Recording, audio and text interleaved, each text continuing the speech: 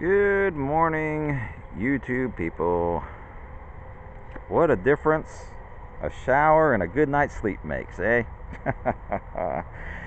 The little car is much less intimidating this morning. I've done some research, and I'm going to fill you all in on the research. Last night was a busy night. And Farrar's little car here, this thing's kind of like an archaeological dig. You got to keep digging down deeper and deeper for all the clues. And I think that we've finally figured out who killed Caesar. All right. First thing I wanted to show you, though, is my Superfund EPA cleanup site. Can you all see all that ATF there? I'm not really used to dealing with automatic transmissions. Everything I have is a straight drive. So these automatics are a new learning experience for me. And I replaced the front and rear oil seals on Farrar's engine while it was out of the car. It never occurred to me to replace the lip seal on the torque converter. And while the engine was out of the car, it was just sitting there staring right at me. When I did Farrar's engine transplant, I did not take his transmission out. I left his transmission in the car. I looked at his transmission and I saw all kinds of scary things hanging off of it. And I said, I don't really want to break or mess with something that I'm going to regret later.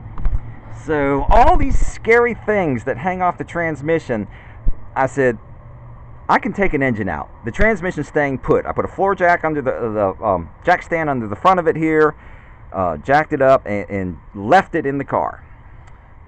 Apparently AMCO, the transmission specialists, have no such qualms.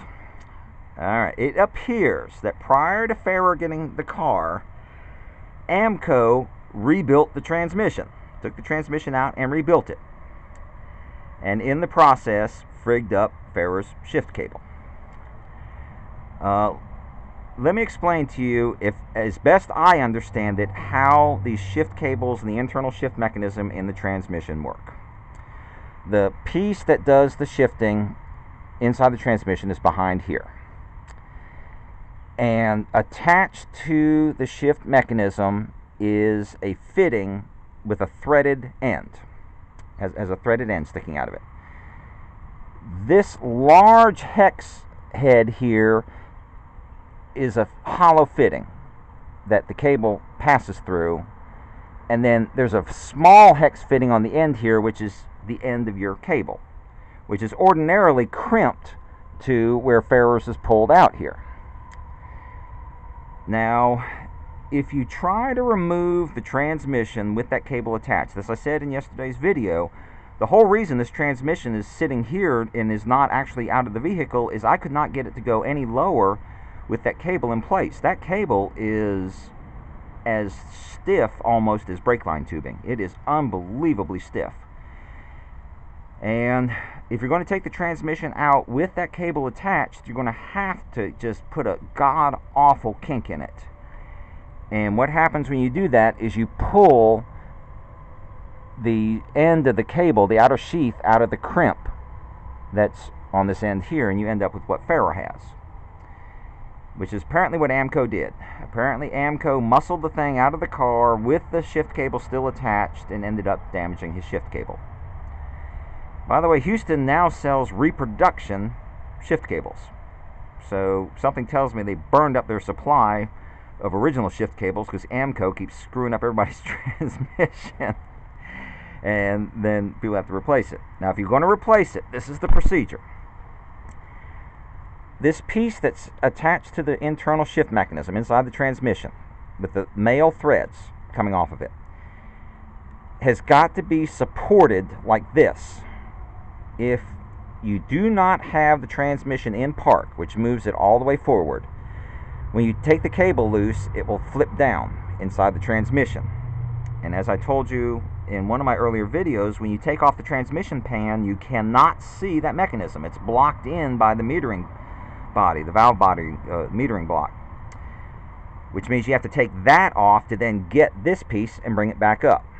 So step number one, the transmission goes in park and it stays in park, never comes out of park.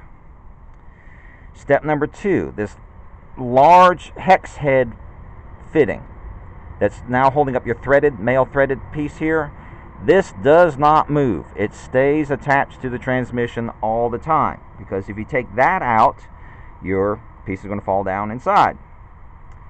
So step one, you put it in park, it never leaves park. Step two, this large hex head never leaves the transmission, because that's what's holding up your internal shift piece. You turn the little small hex head here, which is the end of your cable. Ordinarily it's attached to the cable. Farrar's is not. Farrar's is going to be real easy to turn because it's loose. It's going to be easy to turn because it's loose. It's also going to be easy to turn because Farrar's transmission is sitting a good, oh gosh, I'd say 4+ inches lower than it would be in the car. Apparently, if you're going to do this with the transmission in its normally installed position, it's blocked in by the frame. The pan and the frame together give you like a 1/2 inch worth of access. So you have to reach in there with crowfoot wrenches and offset wrenches and 90-degree wrenches and just all sorts of oddly shaped implements to try to get onto those hex fittings to turn them. You can see here I've got, more than a palm's worth of access here, because Farrar's transmission is sitting down a little bit lower, so it won't be any trouble for me to get those two fittings separated. I guess that's the good thing about partially removing the transmission. But what you do is you unscrew the small fitting, not the big fitting. It's like a flare fitting. You hold the big fitting against the transmission, and then you turn the small fitting, just like undoing a flare fitting. Then you insert the new cable.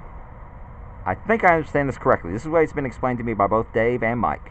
You insert the new cable through this hollow fitting that you've left attached to the transmission. You grab the male threaded ends that are being supported by that fitting, and you thread them together, kind of like putting a tie rod on a steering rack.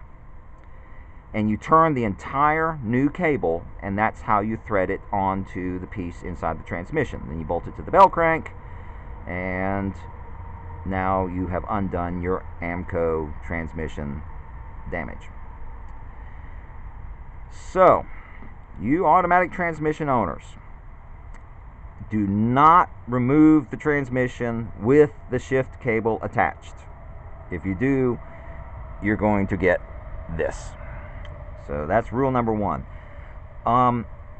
If you look at page 176 of that Celebrating the Impossible book, the one with all the factory pictures, you can see the engine dress line. The third engine from the bottom, it has an automatic transmission attached to it, and you can clearly see the shift cable attached to the transmission on the engine dress line. So obviously when these things went into the car, the shift cable was already attached to the engine and transmission assembly. All three of them went in together as one assembled unit, and they just fed the cable through the frame as they're dropping the engine and transmission in. Which means if you're going to leave that cable attached to the transmission, that's the way it has to come out of the vehicle. The engine and the transmission have to come out as a unit, and then you just let the cable dangle behind. The opposite of the way it went in on the assembly line. Because if you try to remove this transmission like a normal transmission, you're going to frig up that cable. And there's your proof. And Dave and Mike have both seen this before. Apparently this is not the first time somebody's done that. The minute Dave saw the other video, he said, ah. So they kinked it and ripped that thing out of that end fitting. And so a new cable has been ordered. It should not be that difficult to install. Famous last words. And then hopefully I can put all the pieces together. As you can see, Farrar has like no drive axles, no exhaust. God, what all did I take off? Let me make you a list of the things I didn't take off. It'd be a shorter list. Put all the crap back together. His engine is coming out to replace his torque converter seal. This transmission is not leaving the vehicle. I'm putting the transmission back up, bolting into place, putting a jack stand under the front of the transmission here. Then his engine is coming out. I can have his engine out of here in less than an hour without damaging anything, and I'll be looking right at the torque converter. His new torque converter seal will go on, put the torque converter back in. Then, hopefully, we can test drive the SS Titanic here. What a learning experience. Couldn't Farrar have bought a Ford?